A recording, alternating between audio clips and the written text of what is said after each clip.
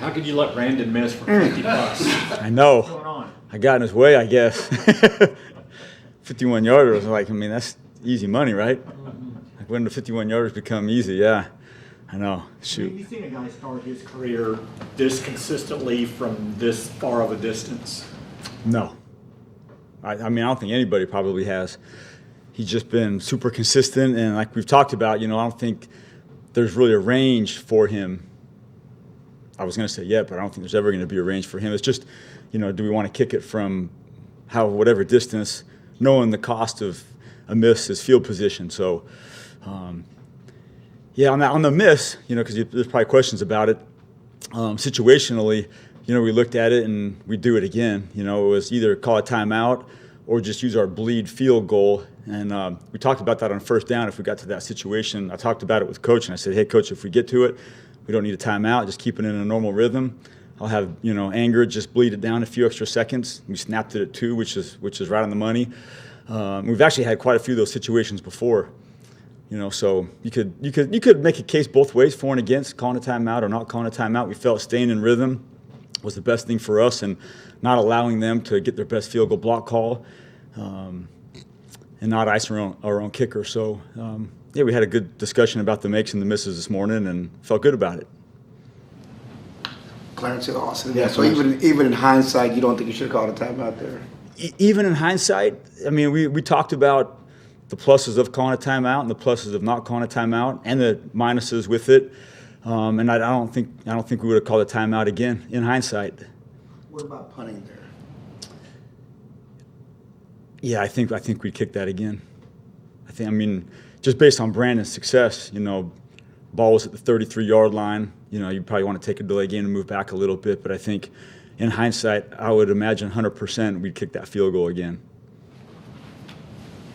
John, Todd Archer of the Yeah, Todd. ESPN. Coach McCarthy talks about September football. Yep. And how different things are. And for special teams wise, does that expand a little bit more into October because there's so many new guys, and you had Nealand on playing some stuff for you. Yep. Now maybe he won't be able to do that. You guys Yeah. have to really mix and match more than the other guys. Does that carry in later on? Yeah, I think that's a great question, and I think for special teams that's the whole season long thing. So it's September, you have new guys doing it, and you got some bodies that are in and out. And then October, attrition starts to take its course, and Marshawn had to be in there, and Chauncey was in on some phases because T. Wheat wasn't dressed. And then now a couple of the injuries, means Chauncey and Marshawn and T. Wheat might be playing more. So I think for special teams it's always a really challenging but cool juggling act as far as, guys that have been inactive or practice squad are now playing, and guys that have been playing are now starting on offense or defense, and it's a constant juggling act. And so that's what I've learned is throughout the course of the week in practice, try to get a lot of guys reps in anticipation of, some guys potentially playing different positions. So it is a cool chess match just within figuring out who to play at what spots and how much work to get them. And it was really good of Marshawn to get in on some kickoff. We had Chauncey Golston in there on punt return. We had Marist in there on punt where he hadn't done any punt before. So, Andrew Booth and, AO, our corner, were playing some kick returns. So it was cool to see the contributions and the willingness of guys to just jump in at some positions that they hadn't ever played before. And I think that's an ongoing thing all season, and I don't anticipate that juggling act ever changing. John Machado with The Athletic. We didn't get a chance to talk to you last week. You were able to get the one onside kick. Yep. Just what are your thoughts with how heavily involved you were with the kickoff rule? What did you think of how things went with you guys with the onside kicks? Yeah, that was with the onside kick. The rules is what it is, but it just reverts back to the old school. So the one against Baltimore, we just did our watermelon kick from 2020 against Atlanta. Same kick, same setup, same scheme, and CJ got it again. It's like just rewinding the clock 5 years. And then we tried it again the second time. You can look at the tapes. I'm not telling any secrets, but we tried to do the same thing, and Brandon hit it. You could see just a little bit hot. The first one was a perfect spot as far as where we want it to be crossing that 10-yard threshold. The other one was just a little bit deep. But I think with the NFL rules, with the kick return, I love what we have going, to be honest with you, as far as the competition of the play when teams are putting the ball in play. And then reverting back to the old school onside kick rules, I think is great. I think it's great, and hopefully the balls continue to be put in play maybe more than they are right now. And we're trying to be a part of the ball and play with us on kickoff. We might have to work on some things on kick return. There's not much we can do to force the ball and play when we're on kick return, except take it out deeper. But I don't know if that's wise. So we'll see how it goes. But I'm very encouraged, and I love the play. I love it so far. Calvin Watkins, Dallas Morning News. What's up, Cal? Hi. Have you ever had a kicker that is so calm like Aubrey? Because he's just steady, regardless of what's going on. Yeah, I think I've been pretty fortunate to have a couple kickers that are of that mindset. I know, Zerline was one, and Janikowski, I've talked about him a lot, and he was very cool. Every time we've made a field goal, as soon as they come off the field, hey, how's the op? How's the swing? Did it feel good on your foot? And yep, everything felt pretty good. And then, he missed the one and he came off, and I said, how's the op? How's the swing? How'd it feel on your foot? Same thing. So just because we missed didn't mean, we changed anything or we overreacted. It was kind of the same thing as a make, as a miss, because his mindset is fantastic. He's just 4 games into his second year, but he just feels like a seasoned pro. A lot of that has to do with his, professional soccer career. So we got us a great kicker with a great brain for it. So, he's going to make a lot more kicks. Follow up, how much of that, obviously playing soccer at a younger age, because I think he's 29, kind of helped him now? Because obviously, if he had been a quote-unquote traditional, he'd be like 23, 24. Yeah. But he's almost 30. So how did that help him be as calm or be mature? I think it helps a ton because, as far as I know, he was a very highly recruited high school soccer player and one of the top college soccer players. So he's dealt with the pressure of being the guy for, 8 to 10 years now, whether it's a senior year in high school, through all of college, through 3 years of pro soccer, and now a second year in the NFL. So I think he is used to being the man, the guy, and people looking at him and, scrutinizing every soccer kick or football kick. And so I don't think that bothers him at all. And I think that comes with being 28, 29 years old compared to 23 years old, and the pressure of a professional football league and knowing the scrutiny of it. It doesn't faze him, and I think it's a huge mindset asset for him for sure. John Stoddy's The Athletic. Just building off of that, Brandon missed his first kick last year in New York. Yep.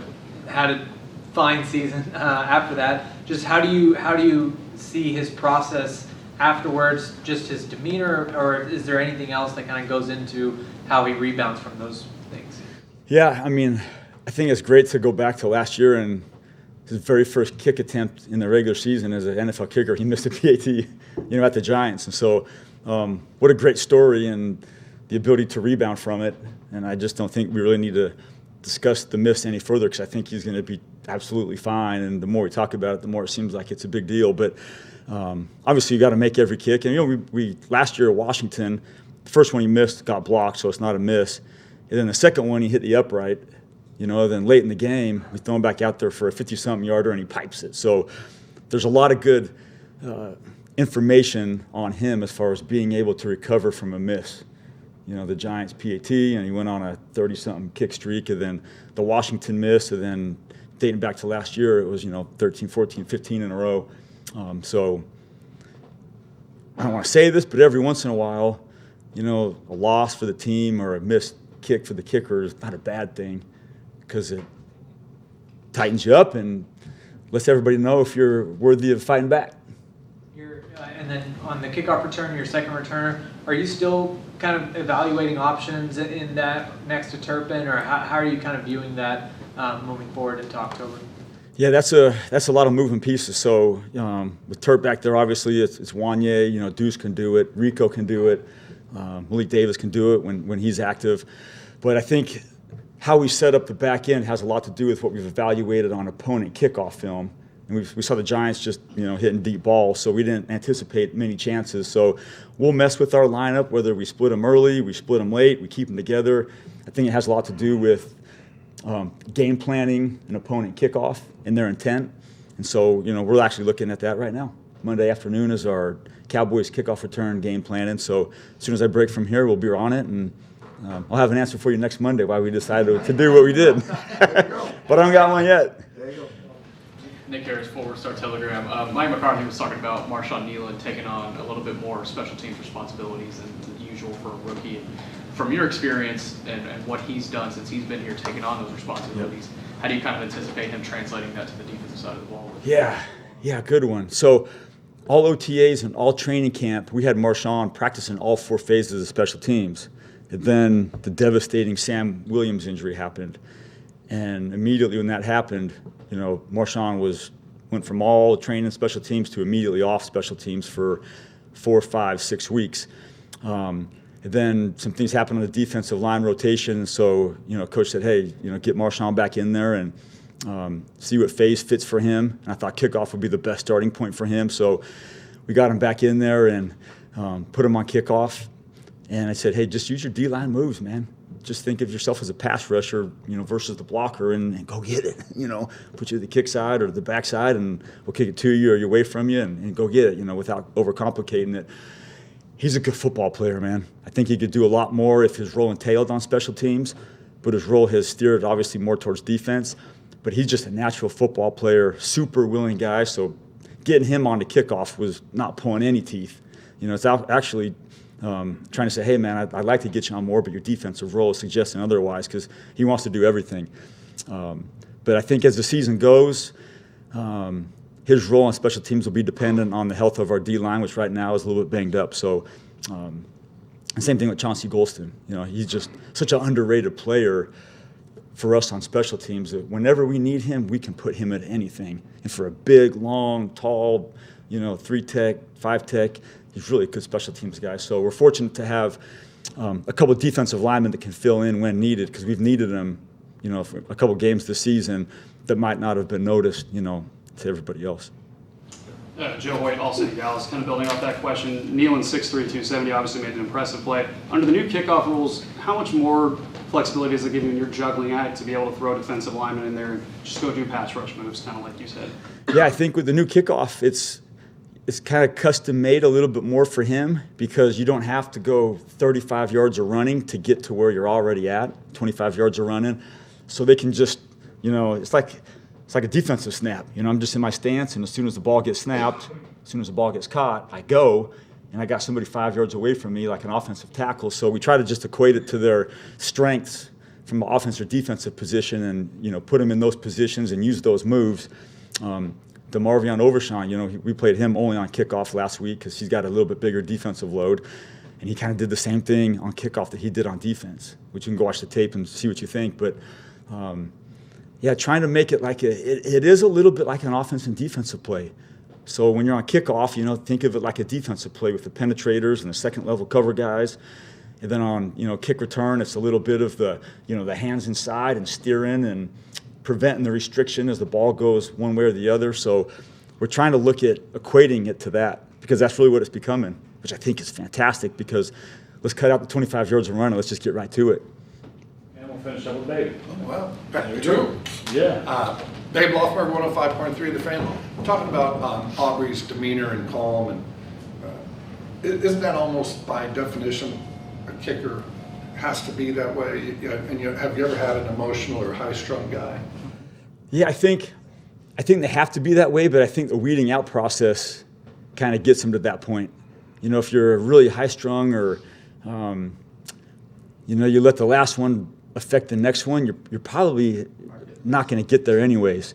And a couple guys I can think of right now, I'm not going to name names, that I haven't coached, but you can see like, man, this guy was pretty good, but a couple misses early in his career really affected them, and they're straining to find their way, and they just can't stick on a team. But I think the mental aspect of it has a huge part to do with being a kicker, a punter, and a snapper, and probably also a cornerback and also a quarterback. I'm guessing this all kind of the one snap and next, and not let the previous one affect the next one. Was it Grammatica? He made it. That tore up his knee? It was Grammatica, yeah. I remember that game. It was Cardinals versus the Giants. My dad was coaching in New York at the time, and he hit a big field goal, and he jumped up and boom! Oh my gosh! And it's like, oh geez, poor guy. We should go back and think of a lot of those. Grammatica was a good one. Yeah. We just lost our ticket. Yeah, to a celebration. Yeah. just want to let you know our reporters don't have the same calm. All right, thank you. All right, thanks you guys. I am calm. Good football talking. Appreciate it. We could talk football all day in here. I see you're paying attention.